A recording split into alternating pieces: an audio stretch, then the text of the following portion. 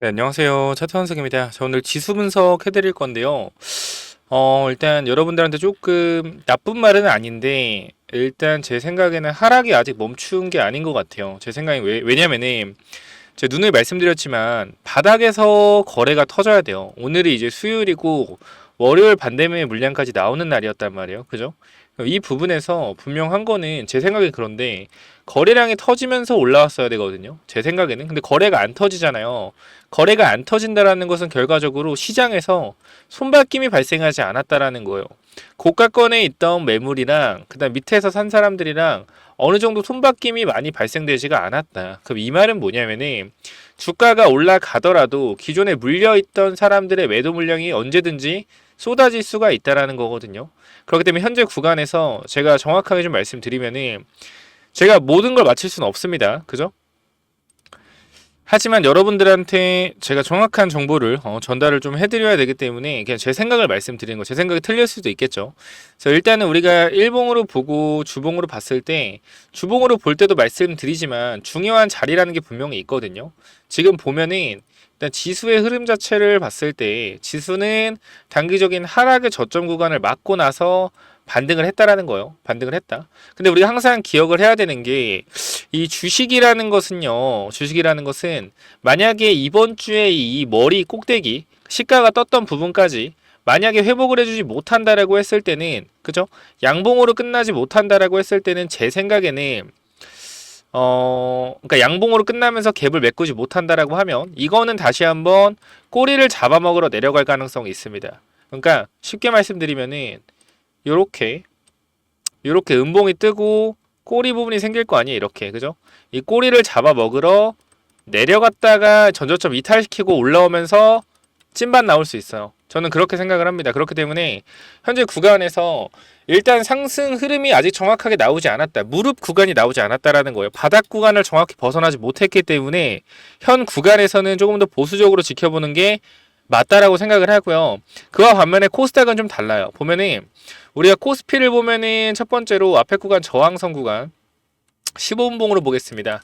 자, 확인해 보면은 이 앞에 구간 저항선에서 어떻게 됐죠? 맞고 밀렸단 말이야. 오늘 구간에서 3분봉으로 나오려나? 3분봉, 4분봉, 5분봉으로 보겠습니다. 자, 보면은 오늘 구간 차트 보시면 알겠지만 여기 앞에 구간 저항선 구간에서 밀린 걸 볼 수가 있습니다. 그래서 일단은 삼성전자가 시간에서 좀 떴긴 떴는데 오늘 나스닥의 흐름이 굉장히 중요하겠고요. 추가적으로 만약에 제 생각에는 코스피가 제대로 된 회복을 보여주지 못한다라고 했을 때는 추가적인 하락이 불가피하다라고 말씀드릴게요. 근데 이 추가적인 하락이 추세적인 하락을 의미하는 게 아닙니다. 결과적으로 내려갔다가 반등해서 올라올 거예요. 우리는 그 저점의 기회를 정확히 잡아갈 거고요. 삼성전자 잠깐만 보기 전에 니케이 지수 먼저 보도록 하겠습니다. 자, 니케이 지수 먼저 확인을 할 텐데, 자, 해외 지수 차트. 자, 먼저 나스닥 볼게요. 나스닥 쓰니까. 자, 나스닥 먼저 우리가 주봉으로 확인해 볼게요. 나스닥 확인했을 때 주봉상 지금 주가가 어디 위치가 돼 있죠? 20 주봉선 이탈했습니다. 그죠? 20 주봉선 이탈한 상태고 평소와 다른 흐름이에요. 평소에는 완만한 형태로 조정을 받습니다. 완만한 형태로 어떻게 된다? 완만한 형태로 조정을 받아요. 근데 이번에 하락 같은 경우는 완만한 게 아니고 급락의 형태로 하락이 나왔다. 그죠? 급락 형태 하락 나왔어요. 그러면은 이런 하락은 결과적으로 강하게 하락했다라는 거는 매도세가 강했다라는 거죠. 그러면은 강하게 하락 후에 강한 매도세 후에 기술적 반등이 나오더라도 강한 매도세가 유지가 되고 있다라는 거기 때문에 한 번 더 악재가 뜨면 그대로 밀릴 수가 있겠다. 그죠? 그러면은 그대로 밀리면서 제 생각은 그래요. 그대로 밀리면서 이 중요한 자리들 있잖아. 중요한 자리들. 저는 이 15,000선이 굉장히 중요한 자리라고 생각을 하거든요. 15,000선. 이 15,000선 자체가 과거에 지지를 받다가 이탈하고 뚫어놓고 지지를 받았던 구간이에요. 저는 일단 이 구간이 중요하다고 생각을 하고 일단 만약에 이번에 밀린다라고 했을 때 저는 개인적인 입장에서 이 15,000원에서 15,000에서 15,200선까지 열어두고 이 구간을 바닥으로 한번 확인해서 잡아가면은 몇 타점 나오지 않을까라는 개인적인 생각을 하고 있습니다. 파동 자체가 반등 후 한 번 더 눌리면서 분명히 사람들이 여기 볼 거란 말이에요. 제 생각에 여기 봅니다. 여기 봐요. 그러니까 여기서 한 번 더 밀리면은 여기 볼 거야. 여기 이탈하는 순간 투매 나와요. 투매. 그동안 수익 중이었던 사람들이 익절 물량 쏟아질 거란 말이야. 이 익절 물량 받아서 올라가는. 우리 보통 주식할 때 어떻게 돼요? 흐름 자체가 주가가 이렇게 움직이다가 여기서 만약에 깨면 어떻게 돼? 깨면 어떻게 돼요? 아, 손절하죠. 근데 손절하니까 어떻게 돼? 딱 꼬리 달고 올라오면서 다시 반등하지. 그럼 여기서 아, 드디어 가나 해서 다시 매수해. 그럼 또 빠져. 어떻게 돼? 여기서 또 살짝 이탈해. 또 매도해. 근데 또 올라가. 또 매수하려고 하는데 이번에 또 속을까 봐 매수 안 했어. 그럼 어떻게 돼? 쭉 날아가죠. 그러니까 이런 분위기로 갈 가능성이 높다라고 저는 생각을 해요. 그러니까 속이는 흐름이 나올 것 같다. 저는 이거에 대한 부분이 결과적으로 건강한 조정과 건강한 상승을 위해서 반드시 필요한 부분이라고 생각이 되고요. 월봉을 잠깐 보더라도 아까 제가 말씀드린 구간이 월봉상 이런 구간이겠죠. 그쵸? 이런 구간 15,000선 죄송합니다. 요런 구간. 그러니까 이 구간까지 조정이 한번 나올 가능성을 염두에 두는 게 맞지 않나 라고 생각이 듭니다. 그러면서 시나리오를 말씀드릴게요. 자, 이번에요. 7월에 만약에 연준이 금리를 내렸어도 7월에 뭐 0.25bp건 0.5bp건 금리를 내렸어도요. 결과적으로 이번 8월의 실업률 지표를 보고 나서 시장은 금리를 내린 걸 보고 어떻게 판단을 할 거냐면 아, 연준이 실업률을 알고 있었네. 실업률이 높아진 걸 알고 있었네. 야, 이거 경기 침체 올까봐 미리 금리 내렸네. 환영하는 분위기가 아니라 이거 봐. 연준 금리를 내린 이유 있었어. 이거 봐. 실업률 올라간 거 봐봐. 연준 미리 알고 있었다. 경기 침체 올 거 대비해서 내린 거야. 가 아니라 이거 봐. 연준도 위험하다고 생각하네. 실업률 올라가서. 야, 이거 진짜 경기 침체 오나 보다. 지금이라도 매도해야겠다. 이 분위기가 시장에 형성됐을 거야. 분명히. 지금 사람들이 그러잖아요. 7월에 미리 금리 내렸어야 된다. 뭐 하는 거냐, 파월. 금리 내렸어야 되는데 이렇게 분명히 얘기를 할 거란 말이야. 근데 분명히 7월에 금리를 내렸어도 이거 실업률 보고 주가 밀렸어요. 제가 봤을 땐 그래요. 제가 봤을 때 그래. 그러면 이게 반등의 시나리오는 뭐냐면은 9월에 파월이 이제 금리에 대해서 분명히 얘기를 할 것이고 금리를 내리던지 할 거예요. 그쵸? 이 부분이 분명히 있을 거다. 근데 금리를 저는 안 내릴 수도 있을 거라고 생각을 해요. 그러니까 지금 금리를 안 내린다는 의견은 없는데 금리를 안 내릴 수도 있을 거라는 생각이 드는 게 뭐냐면요. 지금 이 상황에서 만약에 금리를 내리게 되면 시장이 저는 무너질 거라고 생각하거든요. 그러니까 파월이 나스닥과 뭐 다우존스 신경 쓰는 게 아니에요. 신경 쓰는 게 아니고 그냥 지가 알아서 하겠지. 근데 저는 그렇게 생각해요. 얘가 결과적으로 파월이 이제 미국 국회와는 약간 영향을 안 받는다 하죠. 그러니까 정치적 영향을 안 받는다라고 하지만 결과적으로 미국 대선이 11월에 있기 때문에 9월 달에 그죠? 9월 달에 최대한 어떠한 선택을 할 수밖에 없을 거예요. 정치적으로 봤을 때. 근데 저는 그렇게 생각을 해요. 금리를 만약에 여기서 내리게 된다라고 했을 때는 제 개인적인 입장에선 시장이 빠르게 무너질 가능성이 있다라고 생각을 해요. 그러니까 금리가 내리면은 우리가 연준이 맨날 하던 말이 뭐예요? 인플레이션 지표를 보고 2%대 오면 금리를 내릴 거다라고 했는데 인플레 지표가 2%가 안 왔는데 금리를 내리면은 또 연준의 말이 달라진 거기 때문에 연준에 대한 신뢰가 또 깨질 수가 있겠죠. 그렇죠? 그러면서 시장은 공포감에 또 젖어올 거라고 생각을 되기 때문에 저는 연준이 9월에 금리를 안 내리고 연말에 금리를 내릴 거라고 생각을 해요. 그래서 어떻게 될 것 같냐면은 9월까지 이 8, 9월 그죠? 8, 9월 달에 어느 정도 시장이 재미없는 지지부진한 흐름을 보이다가 9월 FOMC 기점으로 변동성이 생기고 급등한다 라고 생각이 됩니다. 왜? 9월에 금리 인하 안 하면 무조건 11월에 금리 인하 할 거니까. 무조건 11월 때는 금리 인하 할 거니까 그 금리 인하 할 거고 미국 대선이라는 기대감이 증시를 폭발적으로 이끌 겁니다. 그러면서 시장에 엄청난 자금 유입이 들어올 가능성이 높다라고 생각을 해요. 저는 그렇게 생각을 한다. 그리고 이제 니케이 지수 볼게요. 그러니까 제가 지금 영상 찍고 하냐고 경제 공부를 많이 못하고 있어요. 그래서 정확하지 않은 부분이 있을 수 있지만 양해를 좀 부탁드리고요. 그래도 아침마다 1시간씩 계속해서 미국 증시 돌아가는 거 이것저것 보고 있으니까 좀 양해를 좀 부탁드리고요. 자, 해외 지수. 해외 지수. 자, 니케이 확인하겠습니다. 저는 그리고 니케이는 또 어떤 생각을 하냐면은 제 말이 맞는지 안 맞는지 여러분들이 한번 생각을 해보세요. 제가 정확하게 판단을 해볼게요. 니케이 지수는 설거지다. 니케이 지수는 설거지다. 설거지라고 생각해요. 설거지. 자, 우리가 종목을 보더라도 봐봐요. 니케이가 지금 한 번도 안 쉬고 올라갔죠. 그죠? 제대로 된 조정 없이 너무나 가파르게 주가가 올라갔으면 사실상 그죠? 가파르게 올라간 거예요. 이 정도면 여러분도 아마 인정을 하시겠지만 자, 과거의 차트 흐름까지 봅시다. 주가 자체가 뭐 과거에도 올랐을 때도 어떻게 올랐어요? 굉장히 천천히 지지부진하게 올랐단 말이에요. 사실상. 근데 최근에 오른 거 폭 봐봐요. 최근에 오른 폭 각도가 어때요? 굉장히 강하게 올랐어. 각도 자체가 강하게 올랐죠. 그럼 각도가 강하게 올라갔으면은 문제가 뭔지 알아요? 문제가 시장에서 이렇게 주가를 끌어올린 매수세가 있었는데 이 매수세들이 나갈 수가 없어요. 무슨 말인지 알아요? 주식으로 생각해봐도 정확히 말씀드릴게요. 내가 시장을 끌어올린 주체야. 예를 들어서 여기가 뭐 니케이 지수를 끌어오는 게 뭐 외국인이라고 하면은 제가 알기로는 외국인 사모펀드라고 알고 있어요. 외국인 헤지펀드들이 니케이 지수를 끌어올렸다. 그리고 니케이 지수를 끌어올렸는데 결과적으로 이제 대출을 받았을 때 달러를 주고 엔화를 빌려서 그러니까 제가 알기로 담보를 잡고 달러를 주고 엔화를 받았는데 거기다 이제 담보까지 얹어서 제가 알기로 그래요. 담보까지 얹어서 레버리지를 부풀려서 돈을 받았다. 근데 엔화 가치가 올라가니고 달러 가치가 떨어지니 손실폭이 커져서 여기서 이제 매도를 하고 나오려고 하는 건데 얘네들이 물량을 던지려고 하는데 받아줄 매물이 없는 거야. 무슨 말인지 알겠어요? 내가 결과적으로 끌어올린 헤지펀드 세력이야. 엄청난 헤지펀드 세력들이 끌어올렸어. 끌어올렸는데 내가 이 물량을 던지려고 하는데 시장에 받아줄 사람이 없는 거예요. 받을 사람이 없어.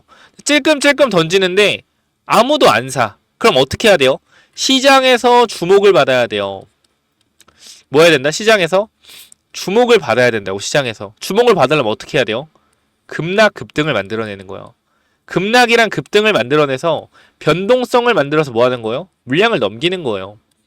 무슨 말인지 알겠어요? 저는 이 흐름 자체가 지금 보면 엄청난 바닥에서 거래량이 터지고 있죠. 그죠? 지금 니케이 지수를 보세요. 바닥권에서 엄청난 거래량이 터지고 폭발적으로 거래가 터지고 있단 말이야. 이 부분을 봤을 때 제가 이 니케이 지수를 전체적으로 보더라도 지금 이 거래량 자체는 진짜 엄청난 거래량이거든요. 지금 보시면은 과거에 2015년, 2016년 이후에 그쵸? 훨씬 더 많은 거래량. 그것도 지수 자체가 거의 2배 이상 차이 나는 구간에서 이 정도 거래량을 보여줬다라는 것은 제가 봤을 때는 엄청난 거래량이거든요. 그럼 엄청난 하락과 엄청난 상승이 나오는데 이 구간에서 거래량이 터졌다라는 것은 저는 그렇게 생각해요. 이거 손바뀜이 아니라 물량 정리하는 거 아닌가? 물량 정리하는 거 아닌가? 왜냐면은 엔화는 계속해서 BOJ는 금리를 올릴 가능성에 대해서 시사하고 있는데 자금 유출이 분명히 나올 가능성이 있다라고 생각을 하고 많이 수익을 본 애들이 물량을 정리하기 위한 거래량을 터트려서 물량을 정리하는 흐름 아닌가라는 판단을 하고 있습니다. 물론 여러분들이 이 주식이라는 것이랑 지수라는 것이랑 비교하는 게 좀 그렇겠지만 우리나라 작전주들 있잖아요. 작전주들. 그러니까 뭐 EV 첨단 소재 뭐 이런 작전주들도 분명히 존재하는데 이런 친구들 보면은 시장에서 물량을 잠가놔요. 물량을 잠가서 끝까지 올린 다음에 뭐예요? 고점에서 거래를 터뜨리고 급락을 시킵니다. 급락을 시키면서 물량을 매도시키는 거야. 물량을 매도. 그죠? 물량을 매도한 다음에 여기서 뭐 하는 거예요? 위아래로 변동성을 주면서 물량을 털어내는 거란 말이야. 위아래로 변동성을 주면서 물량을 털어내는 거. 물량을 다 털어내면 어떻게 돼요? 설거지 끝난 거죠. 그쵸? 이런 식으로. 뭐 예를 들어서 RF세미나 RF세미 뭐 이런 정도 마찬가지로 이렇게 위아래로 흔들면서 물량을 털어내는 거거든요. 이렇게 보면은 거래량 보이잖아. 올렸다가 위에서부터 위아래로 흔들어 제끼는 거야. 흔들어 제끼면서 물량을 털어내는 거예요. 이런 방법. 그죠? 뭐 자익을 개잡주들 그죠? 이런 식으로 흔들어 제끼면서 올렸다 뺐다 하면서 물량을 털어내는 거. 뭐 흥하해온 우리나라 주식이 다 이래요. 패턴이 끌어올린 다음 고의적으로 끌어올리고 뭐한다? 물량을 다 넘긴다. 이런 식으로 고의적으로 끌어올려서 물량을 넘기면 설거지하죠. 이런 방법. 고가권 물량을 넘기는. 근데 일단은 제 생각엔 그래요. 얘네들이 이 지수를 봤을 때 니케이 지수도 핵심은 그거다. 끝까지 올렸는데 받아줄 사람이 없으니까 시장에 급락을 만들어서 어떻게 매수세를 유입시켜서 물량을 던지는 거다. 이렇게 좀 생각을 해요. 왜? 단기적인 이제 나스닥과 전체적으로 봤을 때, 그러니까 저는 어떻게 생각하냐면 이 돈들이 어디로 갈까 생각을 한단 말이에요. 이 돈들이 어디로 갈까? 근데 사실 국장이 굉장히 전 좀 매력적이라고 생각을 해요. 삼성전자도 그렇고. 그러니까 우리나라 장이 항상 쓰레기라고 생각을 해요. 쓰레기라고 생각을 하고 사람들이 기피하는 대상이야. 근데 우리는 기회를 어디서 찾아야 되냐면요. 항상 남들이 기피하는 곳에서 기회를 찾아야 되거든요. 지금 보면은 미장이 엄청난 화랑장이고, 그죠? 일본 증시도 화랑장이었단 말이야. 근데 우리나라 증시는 어때요? 우리나라 사람들조차 기피하는 장이 돼버렸어요. 근데 우리나라 사람들이 분명한 것은요. 지금 우리나라 장 쓰레기라고 안 사지만, 그죠? 안 사지만 이게 만약에 뭐 제 개인적인 생각입니다. 이게 만약에 지수가 여기서 쭉 내려갔다가 만약에 지수가 쭉 올라오잖아요. 쭉 올라오면서 지수가 전고점을 뚫는 구간에 가잖아. 그 만약에 3,300포인트 뚫잖아. 그럼 사람들 뭐라고 할 거냐면 이제 화랑장 온다. 지금 사야 돼. 이런 생각을 할 것 같아요. 그러니까 우리가 지금 경기 침체고 시장에 돈이 없고 이런 거 분명히 맞아요. 근데 이 급락을 했을 때 월요일에 시장의 예탁금이 5.8조가 늘었습니다. 급락을 했을 때 그만큼 뭐요? 대기자금이 있다라는 거예요. 대기자금이 있다. 이 대기자금이 저는 그렇게 생각해요. 빠른 대기자금이 들어오고 지수가 올라가면서 급등이 나오면은 여기서 뭐 한다? 다 달라붙는다. 다 달라붙어 어떻게 돼요? 설거지 나가는 거예요. 3,300포인트에서 쭉 가다가 설거지하는 장이 올 거라고 저는 생각을 하거든요. 설거지하는 장이. 그러니까 저는 지금 준비해야 된다고 생각해요. 지금 준비해야 된다. 추가 하락에 대비하고 매수는 어떻게? 매수는 신중하게 추가 하락에 대비해서 매수는 신중하게 하고 결과적으로 거래량을 봤을 때 많은 물량이 아직 안 털린 것 같다는 생각이 들어요.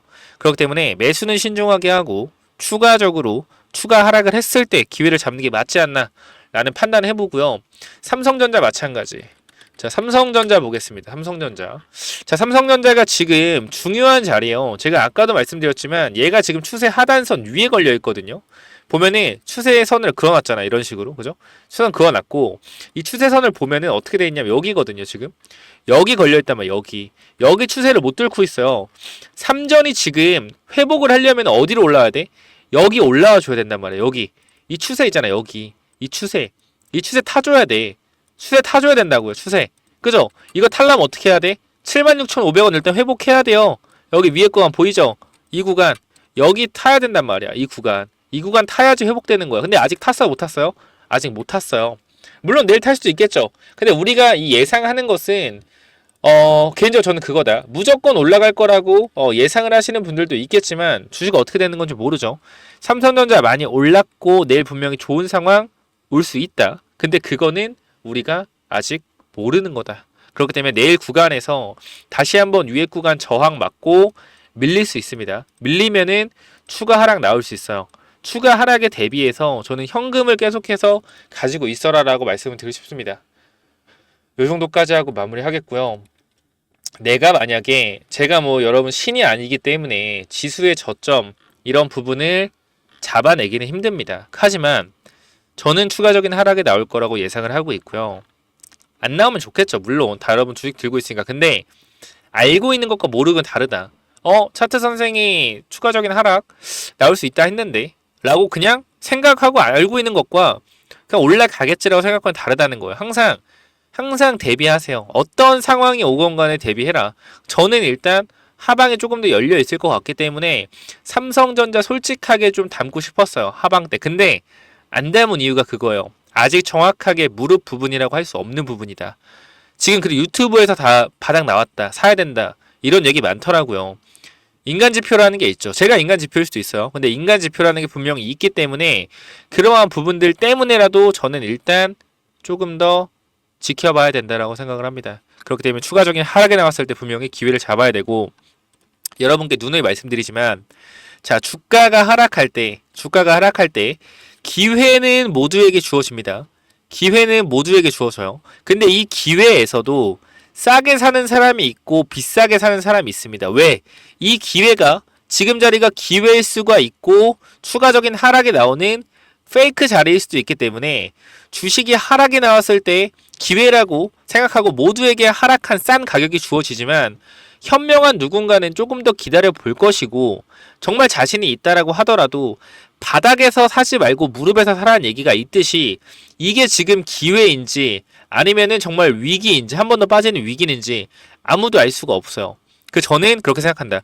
기회는 모두에게 공평하지만 그 기회를 잡는 것은 다 다르다. 그렇기 때문에 제가 여러분들한테 지금은 기회가 아니라고 좀 말씀을 드리고 싶은 게 전체적인 흐름 자체가 사실 저는 크게 좋은지 모르겠어요. 왜냐면은 생각을 해봅시다. 실업률이 좀 높게 나왔다라고 해서 지수가 이렇게 빠진다는 건 저는 이해할 수 없어요. 솔직하게. 이게 경기 침체고 샤메 법칙 그때도 말씀드렸지만 샤메 법칙 치고는 너무 안 맞는다.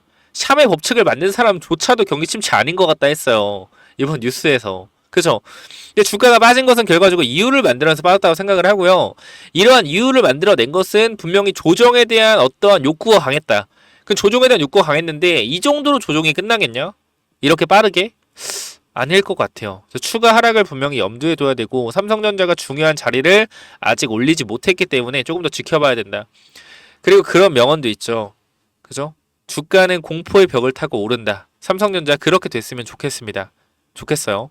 근데 전 항상 말씀드리지만 그렇게 됐으면 좋겠는 거랑 조심하라는 거랑 한 가지만 하시라는 분 있어요. 올라갈 건 올라갈 것 같다. 빠지면 빠질 것 같다. 말씀드릴게요. 빠질 것 같아요. 빠질 것 같은데 그냥 올라갔으면 좋겠어요. 여러분 기분 좋으라고 하는 말도 있지만 냉정하게 보는 거예요. 그냥. 근데 틀릴 수도 있습니다.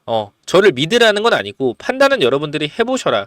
굳이 지금이 여기가 무릎이라고 확실하게 여러분 스스로 얘기할 수 있나? 지금이 무릎이라고 확실하게 얘기할 수 있나? 아니란 말이에요.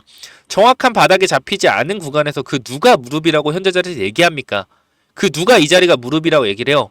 절대 얘기할 수 없는 부분이다. 더 지켜봐야 되는 부분이고 더 지켜봐야 된다라는 것은 확신의 영역이 아니란 말이에요. 이 자리를 뚫고 올라왔을 때 장대 음봉의 거래량이 발생된 구간을 강하게 거래가 터뜨려서 올라왔을 때는 이거는 상승의 힘이 강하기 때문에 베팅 가능하다. 저는 항상 그래요. 싸게 사는 것보다 비싸게 사더라도 확인하고 사는 게 맞다. 이 부분이 전 중요하다라고 생각을 해요. 그렇기 때문에 이러한 부분들 꼭 반드시 확인을 해보시고 제가 이 차트에 대한 부분 여러분들이 어느 정도 공부가 좀 된 것 같다. 내가 좀 더 공부를 하고 싶다 라고 하시는 분들은 제가 이러한 기법들 그리고 검색기 그리고 제가 마지막에 히든 종목까지 여러분한테 공유 한번 드릴 겁니다. 이러한 부분들 여러분들이 이 주식을 사지 말고 뭐하자? 기다리면서 공부하자. 기법을 공부하고요. 검색기 100% 아닙니다. 검색기 사용해서 종목을 찾아내는 법, 기법을 통해서 공부하고 그 다음에 히든 종목 드릴 테니까 이것도 사지 말고 지켜만 보세요. 아시겠죠? 요거 혹시 필요하시거나 아니면 지수 저점에 대한 부분 나왔을 때 저한테 신호를 받고 싶다. 저점에 대한 문자를 받고 싶다 하시는 분들은 제가 저점이라고 보내드릴 겁니다. 그렇기 때문에 위에 번호 010-9201-6329로